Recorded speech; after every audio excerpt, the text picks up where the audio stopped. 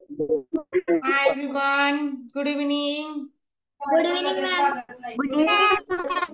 आवाज येतोय सर्वांना? Good good evening. Evening ma'am.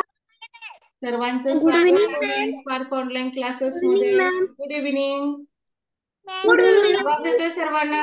Good evening. Ma'am. हो. दिसतं सर्वांना? हो मॅम. ओके.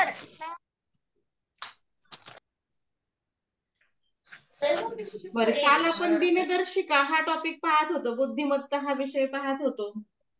ओके, समजतं तुम्हाला दिनदर्शिका? समजतंय का? आज थोडेसे सोपे सोपे प्रश्न अगोदर घ्यायचे, त्यानंतर 5वीचे प्रश्न घेऊयात. हो. ओके, थोडं कठीण वाटतंय का? थोडे सोपे प्रश्न घेतले तर चालतील का? त्यानंतर मग 5वीचे प्रश्न कंटिन्यू करूयात. Yes ma'am. ओके. काल खूप कमी उत्तर येत होती, त्यामुळे आज थोडेसे आपण सोपे प्रश्न घेऊया, थोडीशी माहिती आणखी पाहूयात दिनदर्शिकेबद्दल. बरं, दिनदर्शिकेमध्ये आणखी महत्वाच्या थोड्याशा गोष्टी रिवाइज करूयात, बाकीची मुलं येतात तोपर्यंत. आता इंग्रजी महिने हे गुड 12 इव्हनिंग असतात मॅडम. बरोबर, मराठी महिने पण 12 असतात. मग या गुड महिन्यांमधले मला इव्हनिंग. सांगा, दिवस सर्वांचे सारखे असतात का? नको. दिवस हे सारखे असतात का? महिन्यांमधले दिवस सारखे असतात का? काही गुड महिने इव्हनिंग दिवसांचे असतात, काही 31 दिवसांचे आहेत, आणि एक असा महिना आहे की तो 28 किंवा 29 दिवसांचा असतो. बरोबर. मग या गोष्टी आपण लक्षात ठेवायच्या की महिने हे सारख्या दिवसांचे नसतात. मग 31 दिवसांचे महिने किती? त्याबरोबर 30 दिवसांचे महिने किती? आणि 29 किंवा 28 दिवसांचे महिने किती? 31 दिवसांचे महिने जे आहेत ते असतात 7. कोणते ते? जानेवारी, मार्च, एप्रिल, जुलै, ऑगस्ट, ऑक्टोबर आणि डिसेंबर या सर्व महिन्यांमध्ये 31 दिवस येतात. आता 30 दिवसांवाले काही महिने असतात. कोणते ते? 30 दिवसांवाले फक्त 4च महिने आहेत, एप्रिल, जून, सप्टेंबर आणि नोव्हेंबर. एक महिना असा आहे की तो दरवेळी 28 दिवसांचा असतो, आणि 4 वर्षानंतर मात्र एकदा तो 29 दिवसांचा, म्हणजे जेव्हा लीप वर्ष आहे तेव्हा तो 29 दिवसांचा असतो. आता हा 29वा दिवस अचानक कुठून येतो, काय येतो, हे आपण काल पाहिलं होतं. हे होतं ते पृथ्वीच्या परिभ्रमणामुळे, जे की पृथ्वी 1 वर्ष लागतं सूर्याभोवती फिरायला, आणि त्याबरोबर 6 तास लागतात. 1 वर्ष हे 365 दिवसांचं आहे. मग हे 6 तास असे जर 4 वेळा आपण 6 तास एकत्र केले तर 24 तास, आणि 24 तासांचा एक दिवस जो की ऍडजस्ट केलेला आहे तो फेब्रुवारी महिन्यामध्ये. बर, आता हा मराठी महिने हे सुद्धा लक्षात ठेवायचे असतात. 31 दिवसांवाले कोणते, 30 दिवसांवाले कोणते. आता मराठी महिने इकडे सुद्धा एक महिना असा आहे की जिथे 30 किंवा 31 हा महिन्याचा, मराठी महिने जे आहेत त्यातला सुरुवातीचाच महिना आहे. कुठला महिना असतो बरं? मराठी महिन्यामध्ये सुरुवातीचा महिना कुठला येतो, जो कधी 30चा असतो, कधी 31चा असतो. कुठल्या महिन्याने सुरुवात होत असते? मराठी महिने येतात सर्वांना? चैत्र. हा, चैत्र महिना. इकडे जसं आपल्याकडे इंग्रजी फेब्रुवारी महिने येतात, त्याकडे मराठी महिन्यांमध्ये चैत्र हा महिना आहे. चैत्रने सुरुवात होते. हा चैत्र महिना हा कधी 31चा आहे तर कधी 30 दिवसांचा आहे. लीप वर्ष असेल तर तो 31 दिवसांचा आहे. आणि इकडे महिने 31 31 30 30, म्हणजे इकडे काय असतं की सलग 31 31 वाले 6 महिने, त्यानंतर सलग 30 30 वाले 6 महिने, असे या प्रकारे असतात. आता जर सुरुवातीचा चैत्र त्यांनी इथे बाजूला काढलाय, म्हणजे इथे आपण 31 मध्ये पण चैत्रला घेऊ शकतो किंवा 30 मध्ये पण घेऊ शकतो. लीप इयर असलं की मग तिथे 31 ला घ्यायचं. म्हणजे चैत्र, वैशाख, ज्येष्ठ, आषाढ, श्रावण आणि भाद्रपद हे असे 6 महिने 31 दिवसांचे. त्यानंतर येणारे 6 महिने 30 30 दिवसांचे, जसे की अश्विन, कार्तिक, मार्गशीर्ष, ज्याला नाव आहे अग्रहायण, हे दुसरं नाव आहे, टोपण नाव म्हणूया त्यानं, पौष, माघ आणि फाल्गुन. त्याबरोबर काही जे महत्वाचे दिनविशेष आहेत ते महत्वाचे दिनविशेष आपले पाठ असावे लागतात. जसं की स्वातंत्र्य दिन, प्रजासत्ताक दिन, कधी कोणता दिन आहे हे तुम्हाला समोर दिसतंय पहा. नाताळ कधी, म्हणजे हा फिक्स तारखा आहे. जसं आपला बर्थडे हा एकदम फिक्स असतो, की जसा की 1 ऑक्टोबर, 15 जून, 8 नोव्हेंबर यासारख्या आपल्या ज्या फिक्स असतात तारखा, या तारखा फिक्स आहेत. त्याबरोबर असंही काही खासियत आहे की या दिनदर्शिकेमध्ये, जशी की मी तुम्हाला एक ट्रिक शिकवली होती पहा काल, कुठली? बा, शी, स्वा, टी. आता तुमच्या इयत्तेसाठी 2च ट्रिक लक्षात ठेवायच्या तुम्ही. दिवसांवर आधारित अशा तर भरपूर ट्रिक आहेत, पण तुमच्यासाठी 3री, 4थी, 5वी यासाठी बा, शी, स्वाटी. आता बा, शी, स्वाटी काय आहे बरं? तर समजा आता कुठलंही एक वर्ष असेल, समजा 2013 हे वर्ष आहे, मग त्या दिवशी बा म्हणजे बालदिन, इतर कुठल्याही वर्ष पहा, बा म्हणजे बालदिन, शी म्हणजे शिक्षक दिन, स्वा म्हणजे स्वातंत्र्य दिन आणि टी म्हणजे टिळक पुण्यतिथी. समजा बालदिनाला जर 2013 या साली सोमवार असेल, तर त्यावेळी शिक्षक दिन जेव्हा येईल 5 सप्टेंबरला, तर त्या 5 सप्टेंबरला सुद्धा सोमवार आहे. स्वातंत्र्य दिन जो येतो 15 ऑगस्टला, तेव्हा सुद्धा सोमवार असणार आहे. टिळक पुण्यतिथी कधी असते बरं? टिळक पुण्यतिथी किती जणांना माहितीये टिळक पुण्यतिथी कधी असते? म्हणजे टिळक पुण्यतिथी सुद्धा सोमवारी. आता पाहूयात आपण थोडस दिनविशेष. किती जणांना माहित आहे लोकमान्य टिळक पुण्यतिथी कधी असते? काल मी सांगितलं होतं तुम्हाला टिळक पुण्यतिथी, त्यावरती एक उदाहरण झालं होतं आपलं. चॅट बॉक्स मध्ये तर कोणाचंच काहीच नाही आलं उत्तर. माहितीये तुम्हाला? 1 ऑगस्टला असते. कधी? 1 ऑगस्ट. हो मॅम. हो 1 ऑगस्ट, टीचर. हो की नाही? आठवा ट्रिक. हो, हो टीचर. हो मॅम. काल थोडं कठीण गेलं, पण काल काय झालं, आपण डायरेक्ट 5वीचं पुस्तक घेतलं. आपण काय पर्याय थोडं, क्रमांक 2. हो, अरे पर्याय क्रमांकाला आपण आणखी प्रश्नच नाही घेतले. आपण थोडंसं आणखी रिवाइज करतोय, थोड्याशा ट्रिक शिकतोय आपण सोप्या सोप्या. डायरेक्ट तुम्हाला 5वीचे डायरेक्ट उदाहरणं न घेता मी आणखी थोडस रिवाइज करते वेगळ्या पद्धतीने तुम्हाला. आणखी काही गोष्टी लक्षात ठेवायच्या, त्या म्हणजे काय? महिन्यांच्या दिवसानुसार पाहता कुठला वार किती वेळा येतो. समजा 28 दिवस असतील, आता हे नाही, आता हे महिन्यांचे दिवस हे जाऊ द्या, आता 3 नाही पुढे, हे तुम्हाला लक्षातच येणार नाही. हे कट मारूयात आपण, हे नाही लक्षात ठेवायचंय. जर 29 दिवस जर महिन्यामध्ये असतील, तर एक वार प्रत्येक वेळा 5 वेळा येणारा वार, इथे आपण थोडासा बदल करूयात. 5 वेळा वारांची माहिती आहे का? हे राहू द्या, इथे काही गरज नाही. 5 वेळा येणारे वार नाही येत का पुढे? महिन्यांचे दिवस, पुढील महिन्यात त्याच तारखेला येणारा दिवस, आता हे याच्याऐवजी 5 वेळा येणारा वार, 5 वेळा, वेळा राहिला शब्द आपला, 5 वेळा येणारा वार घेऊयात आपण.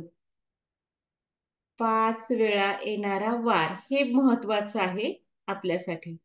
या पेनने अक्षर थोडं खराब येतं. 28 दिवस जर असतील, तर कोणताच वार 5 वेळा येत नाही. म्हणजे इथं एकही वार 5 वेळा येत नाही. समजा 1 तारखेचा वार कुठले येत असतात? 1 तारीख, 2 तारीख आणि 3 तारीख, पण ते पण महिन्यांच्या दिवसानुसार येतात. एकही वार 5 वेळा नाही. 28 दिवस असतील तर एकही वार 5 वेळा येणार नाही. पण जर 31 दिवस असतील, तर 31 दिवस जर असतील, तर 1 तारखेचा वार, 1 तारीख जी आहे, 1 तारखेला जर सोमवार असेल, तर तो सोमवार हा 5 वेळा आलेला असतो.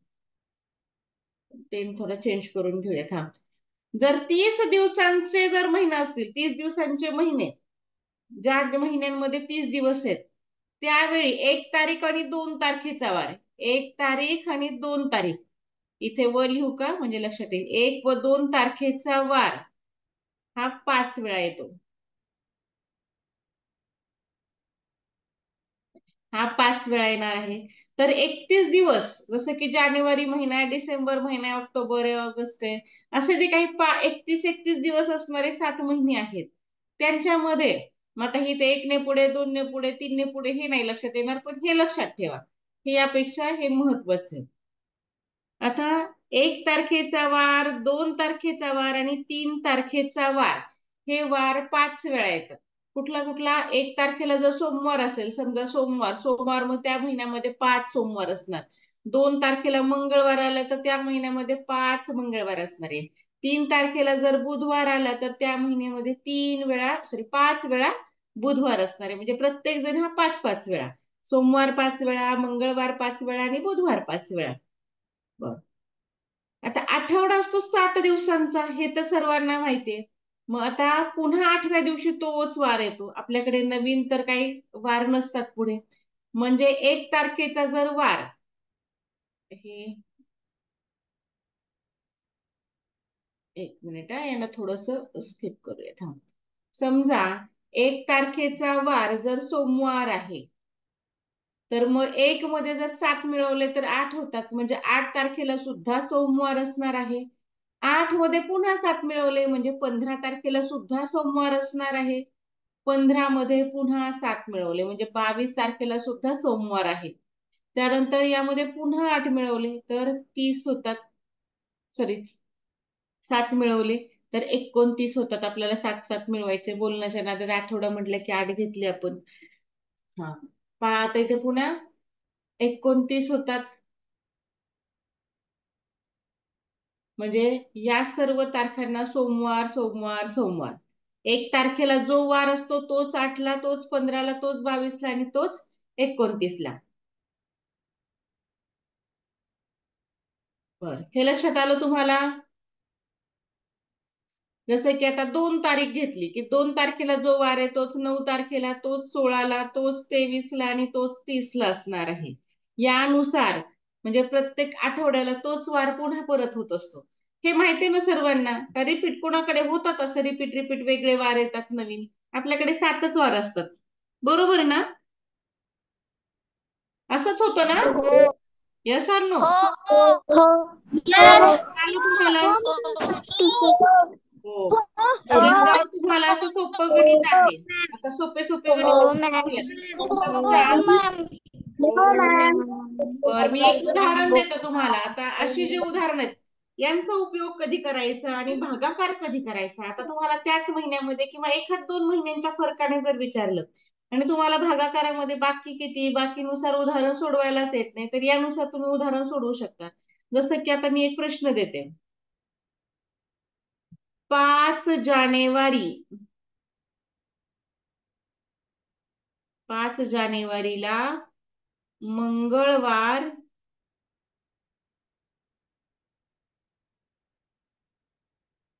आहे, तर त्याच महिन्यातील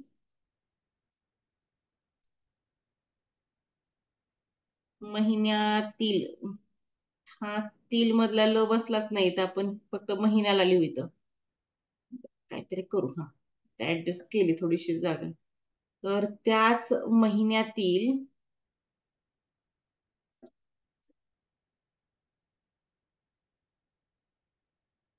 28 तारखेला कोणता वार असेल? कोणता वार असेल? आता एकदम सिंपल सोपं असं उदाहरण आहे. तर मग यासाठी आपल्याला भागाकार नाही जमला काय हरकत नाही. मग आपण काय करू शकतो? 5-5-5-5 हे जे आहेत हे 5 तारीख आहे, तर मग आता 5 मध्ये पुन्हा 7, पुन्हा 7, 7, 7, 7 असं मिळवत जायचंय. जसं की आता 5 तारखेचा वार घेऊयात अगोदर. 5 तारखेचा वार इथे आपल्याला सांगितलंय की 5 तारखेला हा मंगळवार आहे. इथे मंगळ लिहून ठेवला, मंगळचा फक्त मंगळ एवढाच लिहिलाय.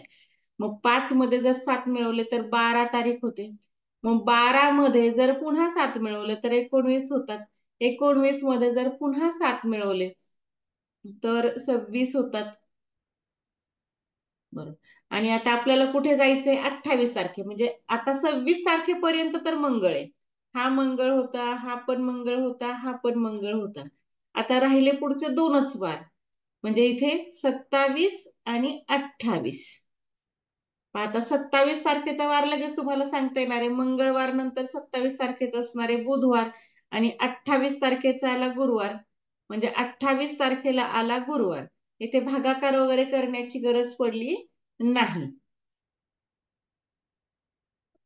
बरं, हे समजलं तुम्हाला? वारानुसार पुढे कसं जायचं? डायरेक्ट आठवड्यानं जायचं. आठवड्यामध्ये कशी उडी हो मॅम. मारायची? Yes ma'am. Yes ma'am.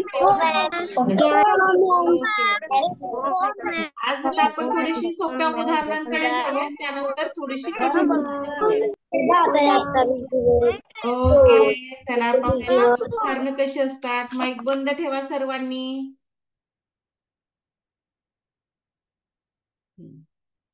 बरीच जण उशिरा येतात, मग उशिरा आल्यानंतर काय समजणार आहे तुम्हाला? आणि आता 2-3 दिवसांपासून मी पाहते विद्यार्थी संख्या थोडी कमी झाली आहे. आता या कमी होण्यामागचं कारण हे मी सुरुवातीला जे पोस्टर तुम्हाला दाखवते की फीचं, की 30 जून पासून आपले नवीन क्लास सुरू होत आहेत, तेव्हा आपला व्हॉट्सअप ग्रुप असणार आहे, वेगळा असेल ग्रुप, फक्त पेड क्लासेस असणार आहेत. पण मी तुमच्याकडून सध्या कुठल्याही प्रकारची फी घेत नाहीये. बऱ्याच जणांना असं वाटतं की मॅडम आमच्या फोनमधून काय पेमेंट वगैरे काढून घेतात का काय, म्हणून आत्ताच बरीच मुलं लगेच कमी झालेत. पण असं नका करू. तुमच्याकडून कुठल्याही प्रकारची वसुली मी करत नाहीये. कुठल्याही प्रकारचा 1 रुपया सुद्धा मी घेणार नाहीये. तुमची इच्छा असेल, तुम्हाला कुठल्याही प्रकारची बळजबरी नाही. इच्छा असेल तर तुम्ही क्लास कंटिन्यू करा. की आता जसं की आमच्याकडे खूप पाऊस आहे, वारा आहे, वादळ आहे. मग अशा वेळी आता हे जे क्लास आहेत, तर अशा वेळी आपण अगदी घरी बसल्या आपण क्लास करू शकतो. ऊन, वारा, पाऊस म्हणजे यामध्ये तुम्हाला फिरायची गरज नाही. तुमचाही कुठल्याही प्रकारचा वेळ वाया जात नाही. बऱ्याच मुलांची सकाळी शाळा असते. मग सकाळी थकून येतात, पुन्हा ट्रॅव्हलिंग करायचं, कुठेतरी दूर क्लास असतो ऑफलाईनचा. मग कुठेतरी आळसलेलं असतं तुम्ही. एखाद दिवशी तुम्हाला असं वाटलं की ऑनलाईन नाही लेक्चर करायचं, आपण नंतर करूयात. तुमच्यासाठी तेव्हा रेकॉर्डिंग उपलब्ध असणार आहे. तुमच्या शेजारी तुमचे आई बाबा बसू शकतात की मुलाचा अभ्यास योग्य आहे का, त्याला जमतोय का, करतोय का, मॅडम कसं शिकवतात, त्याला समजतंय का. जर त्याला काही शंका असेल, त्यानं नाही विचारलं, तुम्ही विचारू शकता, आई बाबा विचारू शकतात, कोणी बहीण भाऊ कोणी विचारू शकतं. म्हणजे अशा ज्या काही शंका आहेत त्यांचं निरसन लगेच केलं जातं. असं काही नाहीये की युट्यूब लाईव्ह क्लास आहेत आणि तुम्हाला बोलायलाच येत नाहीये, तिथे फक्त चॅटिंगच करायचंय असं नाही. आता इथे सुद्धा खूप सारी विद्यार्थी संख्या असते, म्हणून मी तुमचा चॅट बॉक्स फक्त पाहत असते. सारखे सारखे तुमचे माईक ऑन नसतात. जेव्हा क्लास आपले सुरू होतात, जेव्हा पेड क्लासेस सुरू होतात, तेव्हा अधूनमधून सारखं सारखं काही कोणाचा हँड असला की लगेचच माईक ऑन केला जातो. कुठल्याही प्रकारची शंका राहत नाही. आणि असंही करू ना की मॅडमने आता पोस्टर टाकलाय मला नाही जॉईन करायचं लगेच क्लास, असं काहीच करू नका. 15 जून पर्यंत फ्री आहेत. फ्री क्लासचा जास्तीत जास्त फायदा घ्या. इतरांनाही क्लासची लिंक पाठवा. जिथे फ्री आहे तिथे फ्री गोष्टी सोडायच्या नसतात. आणि फी सुद्धा आपली काही खूप जास्त नाहीये. आता जी इतर वेळी जर आपण 600 रुपये महिना असतो, याप्रमाणे 6,000 रुपये वार्षिक फी आहे. आता ही वार्षिक फी एवढी न घेता मी फक्त 3,999च घेते. म्हणजे 399 रुपये तुम्हाला पर मंथ हा क्लास पडतोय. म्हणजे एवढं. आणि 300, 400, 500 रुपये अगदी एका दिवसांचा कधी कधी मुलांचा खाऊचा खर्च होतो आपला. मुलांचे ड्रेस असतात 2-2, 3-3 हजारांपर्यंत. साधारण कितीही कमी किंवा थोडासा गरीब घरातला असू द्या, 700-800 पर्यंत तरी त्याचा क्लास, एखादा ड्रेस जातो, एखादं खेळणं जातं. मग एखादं खेळणं आपण थोडंसं एखाद्या महिन्यामध्ये नाही घेतलं असं समजायचं. आपण शिक्षणावरती थोडा खर्च केलाय असंही समजून जर आपण क्लास जॉईन केले तरीही काही बिघडणार नाहीये. कुठल्याही प्रकारचा तुमचा खर्च हा वाया जाणार नाहीये. दर महिन्याला आपली मेगा टेस्ट होणार आहे. जेवढे टॉपिक शिकवलेत त्या टॉपिक वरती टेस्ट होणार आहे. बरं, जाऊयात आपण आपल्या टॉपिक कडे. पहिला प्रश्न आहे, शाहू जयंती शुक्रवारी आल्यास त्याच वर्षीची टिळक पुण्यतिथी कोणत्या वारी येईल? आता टिळक पुण्यतिथी तर समजली तुम्हाला, 1 ऑगस्टला आहे. मग आता शाहू जयंती कधी असते? तर शाहू जयंती असते 26 जूनला. कधी असते? 26 जूनला.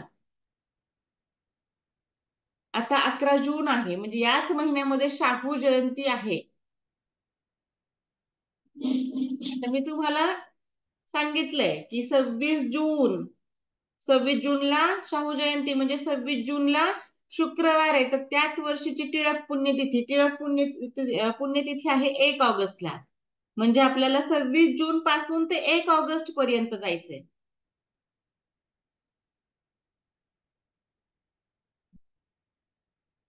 Okay, Monday.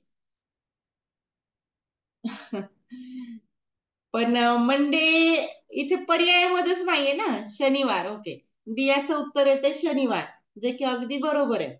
पण आता बरोबर आहे की नाही हे सुद्धा आता आपण ठरवूयात. पहा, क्रॉस चेक करूयात आपण. थोडस वरती घेते मी, जेणेकरून आपल्याला इथे आपली नोटबुक ठेवता येईल. हा, आता शनिवार आहे ते दुसरं तुम्हाला पर्यायामध्ये. बर, आता शाहू जयंती म्हणजे आता 26 जून पासून जायचंय आपल्याला. 26 जूनचा जो वार आहे तो आहे शुक्रवार. मग आता 26 जून आहे. आता इथे 8 दिवस मिळवण्याची गरज नाही. तुम्हाला 2 पद्धतीने मी उदाहरण सोडवून दाखवते. तुम्हाला जी पद्धत आवडेल त्या पद्धतीने तुम्ही सोडवत जा. आता जून पासून जर आपण आता पुढचा महिना, आता जून जाणार, जुलै जाणार आणि मग ऑगस्ट येणार आहे. आता 26 जून आहे. आता जून महिन्यामध्ये एकूण दिवस असतात 30. मग आता आपण इथे पूर्ण आठवड्याने न जाता आपण काय करूयात, मग 26 आहे ना, तर 27 तारीख, 28 तारीख, 29 तारीख आणि 30 तारीख याच्या खाली याचे वार लिहूयात. 26 जूनला शुक्रवार आहे तर 27ला असेल शनिवार, त्यानंतर हा रविवार झाला, त्यानंतर हा सोमवार आणि हा मंगळवार. इथे जून महिना संपला. आता महिना सुरू झाला जूनच्या नंतर येतो तो जुलै. मग जुलै महिन्याची 1 तारीख आली आणि 1 तारखेची सुरुवात ही बुधवाराने होणार आहे. बुधवार म्हणजे 1 तारखेला जो वार आहे तोच 8ला असतो, तोच 15ला असतो, तोच 22ला आणि तोच 29ला. म्हणजे 29ला आपल्याला बुधवार मिळाला.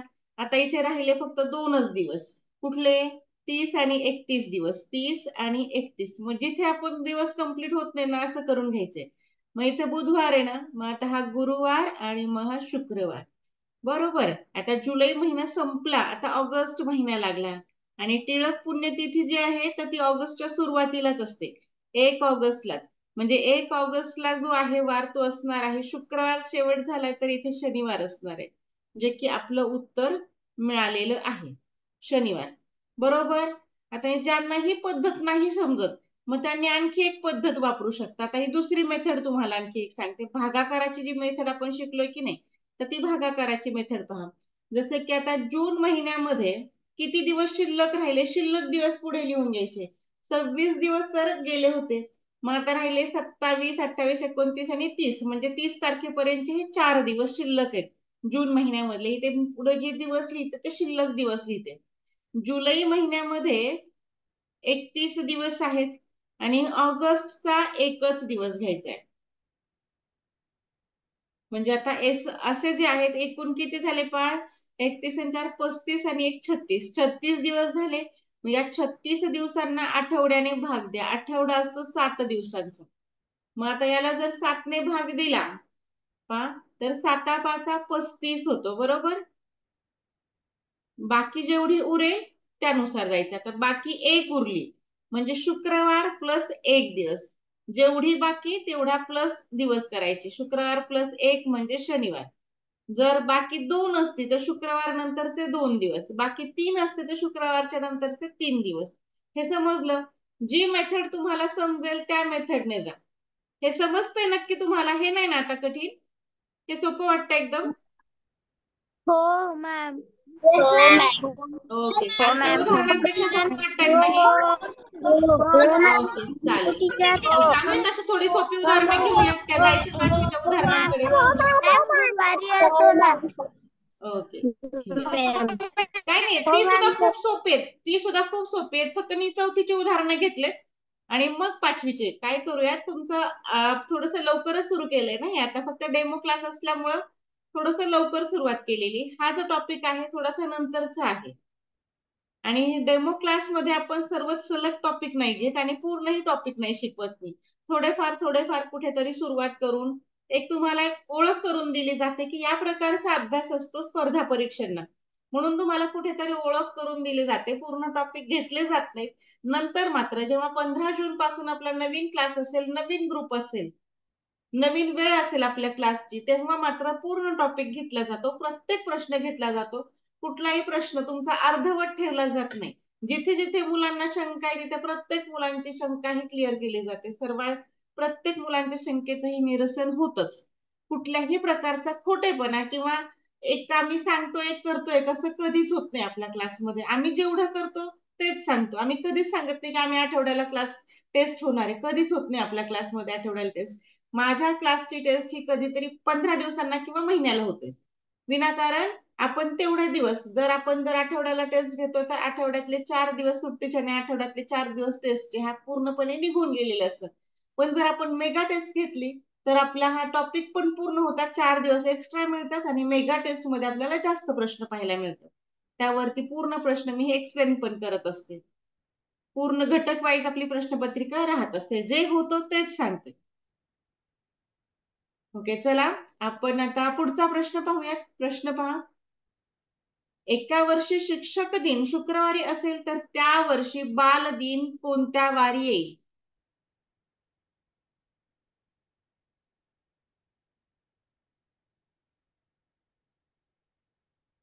तुम्हाला खूप वेळा सांगून झालंय की असे इमोजी वगैरे पाठवायचे नाहीयेत. Okay, very good. पहा, एका वर्षी शुक्रवार जर बालदिनी आहे, आपण पाहिलं बाशी स्वाटी ही ट्रिक आहे आपली. बालदिन, स्वातंत्र्य दिन, टिळक पुण्यतिथी म्हणजे हे शिक्षक दिन हे एकाच वारी असतात. बालदिन जर शुक्रवारी तर शिक्षक दिन पण शुक्रवारी, म्हणजे शुक्रवार हे उत्तर अगदी बरोबर आहे. आपल्याला ट्रिक माहिती होती म्हणून आता प्रश्न सोडवण्याची गरज पडली नाही. अशा ट्रिक ज्या आहेत त्या आपल्या क्लासमध्ये नेहमी मिळत असतात. नवनवीन ट्रिक गणित आणि बुद्धिमत्तेमध्ये तर आपल्या क्लासमध्ये भरपूर साऱ्या ट्रिक ह्या उपलब्ध असतात.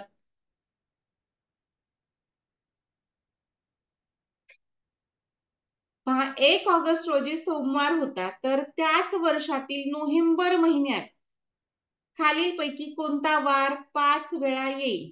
आता 5 वेळा येणारे वार कोणते असतात हे आपण पाहिले आणि ऑगस्ट महिन्याचा उल्लेख केलेला, तर अगोदर ऑगस्ट महिन्यामध्ये किती दिवस असतात ते आपल्याला अगोदर पाहावं लागतं. चला पाहूया तुमच्या प्रश्नाचं उत्तर.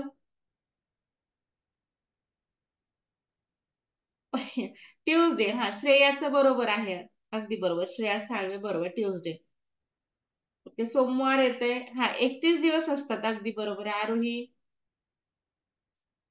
1 ऑगस्ट, ऑगस्ट महिना असतो हा 31 दिवसांचा. मग 31 दिवसांच्या महिन्यामध्ये 1 तारखेचा वार, 2 तारखेचा वार आणि 3 तारखेचा वार हा 5 वेळा येत असतो.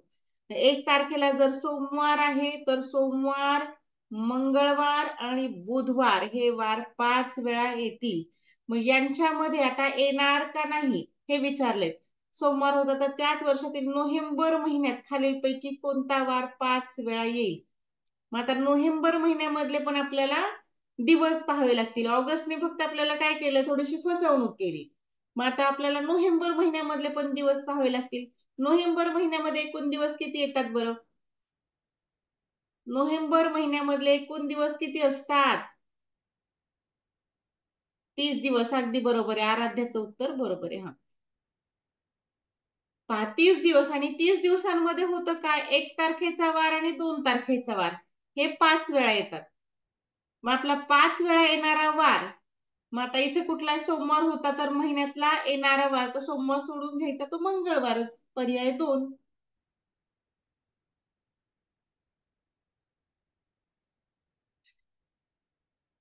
पुढचा प्रश्न. स्वातंत्र्य दिनी 2012 साली शुक्रवार असल्यास 2013 साली शिक्षक दिन कोणत्या वारी असेल?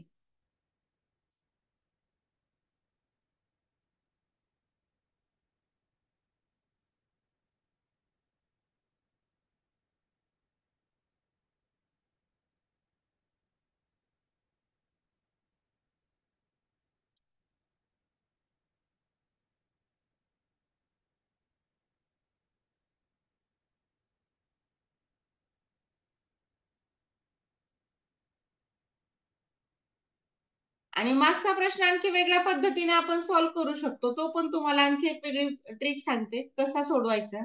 थोडस आपल्याला आता इथे योगायोग झाला, मंगळवार झाला, पण येईल की नाही, अगदी प्रत्येक वेळी तसाच येईल असं नाही. आपल्याला अगोदर नोव्हेंबर पर्यंत जावं पण लागतं.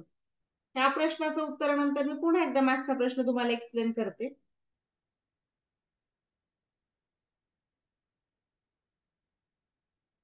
ओके, पर्याय 2 शनिवार म्हणणं आहे. बर, आता इथे पहा, स्वातंत्र्य दिनी, स्वातंत्र्य दिन कधी असतो? 15 ऑगस्टला. मग 15 ऑगस्टचा वार हा शुक्रवार आहे. तर 2013 साली शिक्षक दिन, एमटी पेज घेऊयात आपण. शिक्षक दिन माहिती तुम्हाला कधी असतो?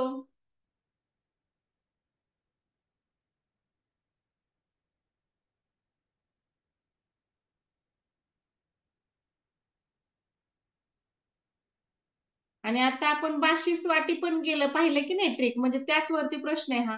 सोडवण्याची गरजच नाही खरं तर. फक्त एक वार आपल्याला पुढे घेऊन जायचंय. शुक्रवार आहे. आता म्हणजे 2012 जर साल असतं आणि त्याच सालामध्ये जर विचारलं असतं, तर काय झालं असतं की आहे तोच वार झाला असता. 12 साल असता, त्यामध्ये 22 वाटी, म्हणजे स्वातंत्र्य दिन पण शुक्रवार, बालदिन शुक्रवार. पण आता इथे साल बदलले. मग साल बदल आहे, तर एक दिवस पुढे घ्यायचा. मग इथे 2013 आहे, तर शनिवार घ्यायचा. शुक्रवार आहे ना, तर इथे शनिवार घ्यायचा, म्हणजे एकच दिवस पुढे घ्यायचा. इथे सोडवण्याची सुद्धा गरज नाही. म्हणजे आता हा जो मागचा प्रश्न आहे, थोडासा मागच्याच प्रश्नावर एकदा फोकस करूयात. आता मागचा प्रश्न तुम्हाला बऱ्याच जणांना समजला असेल, नाही समजला असेल, आपण थोडासा पुन्हा एक्सप्लेन करू. सोपी ट्रिक. आता इथे उत्तर आलं तुमचं मंगळ, पण आता खूपच जे जिनियस आहेत, ज्यांना पटपट जमतं त्यांना लक्षात आला, पण ज्यांना लवकर लक्षात येत नाही त्यांनी काय करायचं? त्यांनी या प्रत्येक वेळी या प्रकारेच प्रश्न सोडवायचा. जसं की आता ऑगस्ट आहे, आता 1 ऑगस्ट आहे, तर ऑगस्ट मधला 1 तारखेचा वार सोडून द्यायचा, म्हणजे ऑगस्टचे शिल्लक दिवस किती झाले? शिल्लक दिवस लिहून घ्यायचे. ऑगस्टचे शिल्लक दिवस हे 30 आहेत. त्यानंतर ऑगस्ट नंतर सप्टेंबर येतो, बरोबर. अर्धे अर्धेच वार असे लिहिते महिने. सप्टेंबर मध्ये 30 दिवस येतात. पुन्हा ऑक्टोबर येतो, ऑक्टोबरचे 31 दिवस. आपल्याला इथे काय पूर्ण वाक्यामध्ये कधीच नाही लिहायचं. स्पर्धा परीक्षा आहेत, तुम्ही एवढं लिहिण्यामध्ये पण वेळ नाही घालवायचा. मी जसं अर्धवट लिहिते तसं अर्धवट लिहिलं तरी चालतं. तुम्हाला कुठल्याही स्टेपला इथलं मार्क नसतात. आपल्याला इथं काय पाहिजे, आता त्याच वर्षातील नोव्हेंबर महिन्यात, मग खालील पैकी आता नोव्हेंबर महिन्याचा 1 तारखेचा जरी वार काढला तरी तुम्हाला 5 तारखेचा वार, तरी 5 वेळा येणारा वार कळणार आहे.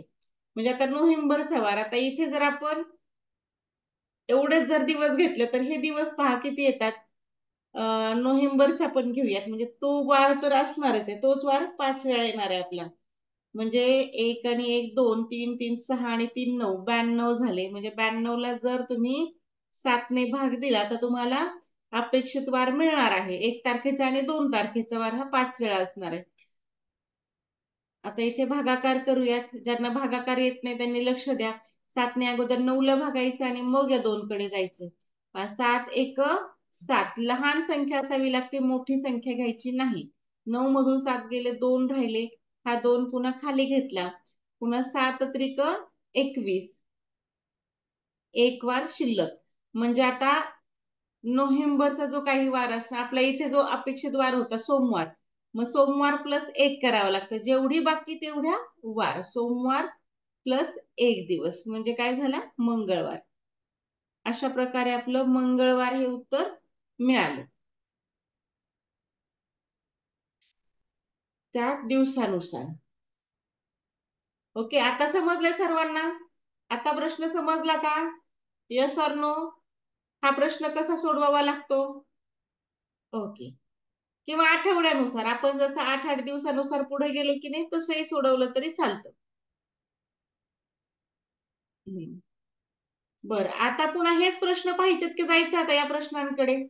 आता हे 5वीचे प्रश्न घेतले तर चालतील का? तुम्हाला जे मी पीडीएफ दिली होती ते सुद्धा सोपे प्रश्न आहेत, तेवढे काही कठीण नाही. थोडे बोलता पण 1-2 सोपे घेतले. तुम्हाला आज दोन्ही पीडीएफ देऊन टाकते, तिसरी चौथीची पण आणि 5वीची पण. घ्यायचे 5वीचे हो प्रश्न आता? टीचर कारण तुमच्या येण्यासाठी यायचे, तुम्ही जेव्हा पुस्तक घेणार तेव्हा हे प्रश्न तुम्हाला सोडवणार आहेत. बर, आपण काल किती प्रश्न घेतले होते? 3 का 4 घेतले होते त्यामध्ये? काल किती प्रश्न झाले होते यामधले? मला चॅट बॉक्स मध्ये उत्तर द्या. प्रश्न किती झाले होते काल? यामधले प्रश्न किती झाले होते? 3 झाले होते की 4 झाले होते आपले काल? 3 झाले होते. चौथा सुरू होता का? ओके, चला चौथ्यापासून सुरुवात करूयात पुन्हा. बरं, पहा चौथा प्रश्न. आता हे तुमच्या इयत्तेच इयत्ता 5वीची उदाहरण आहेत, ही तुमच्या बुद्धिमत्तेच्या पुस्तकातले, नवनीत प्रकाशन. पहा, अमर अकबरपेक्षा 405 दिवसांनी मोठा आहे. अमरचा जन्म मंगळवारी झाला असेल तर अकबरच्या जन्माच्या दिवशी कोणता वार होता? मग आता जेवढे दिवस आहे तेवढ्या दिवसांना काय करायचं, तुम्ही सरळ सरळ 7ने भाग द्यायचा, आठवड्याने भाग द्यायचा आहे. मग आता भागाकार देऊन पाहूयात आणि जेवढी बाकी असेल त्याच्या पुढे घ्यायचंय, कारण अमर हा अकबर पेक्षा कसा आहे, मोठा आहे. आणि आपल्याला कोणाचा वार विचारलाय, आता अकबरचा आहे, तर मग आपल्याला पुढचाच घ्यावा लागणार आहे इथे.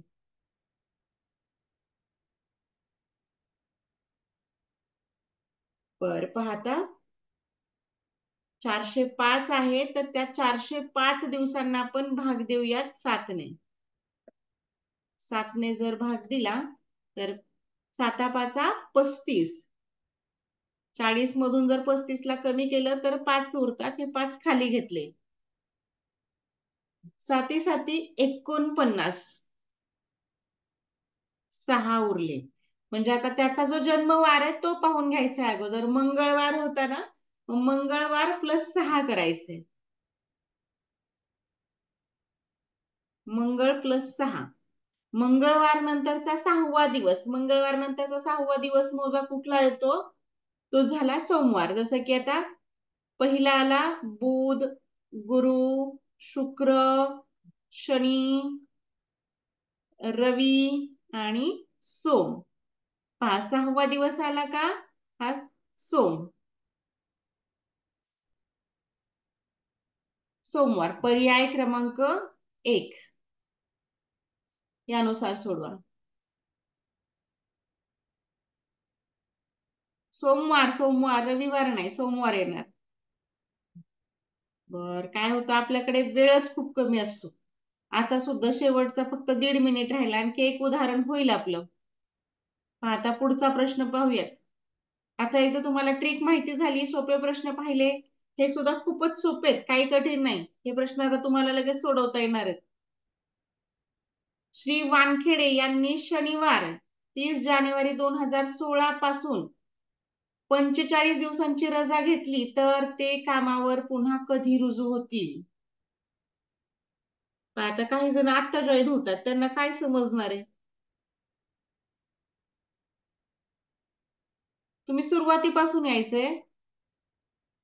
प्रत्येक विषय, प्रत्येक घटक हा तुमच्या आवडीचाच असेल असं नाही, पण प्रत्येक विषयामध्ये आणि प्रत्येक घटकामध्ये आपण आवड निर्माण करून घ्यावी लागते. ओके, आता मीच एक्सप्लेन करते, उत्तर येते, पण आता कसं सोडवायचं ते पाहूयात. वेळ खूप कमी आहे आपल्याकडे, शेवटचा 1 मिनिट आहे. मग आता यांचे जे दिवस आहेत, जानेवारी मध्ये किती दिवस आहेत? मध्येच लिंक थांबते की काय आज? हा, मग आता जानेवारी मध्ये घेतली होती ना, मग जानेवारीचे शिल्लक दिवस आता 30 ला घेतली, म्हणजे 30 पासून आहे तर 30 आणि 31 असे शिल्लक दिवस जानेवारीचे 2 झाले. त्यानंतर फेब्रुवारीचे आता 2016 हे लीप वर्ष आहे म्हणून 29 दिवस. त्यानंतर मार्च आहे, तर मार्चचे आपल्याला 14 तारखेपर्यंत, कारण 45 दिवस घ्यायचे, इथे बेरीज 45 झाली पाहिजे, म्हणून पुढे 14 घ्यावे लागतील. 1 मिनिट, इथे 14 दिवस म्हणजे 45 दिवसांची बेरीज झाली. आता इथे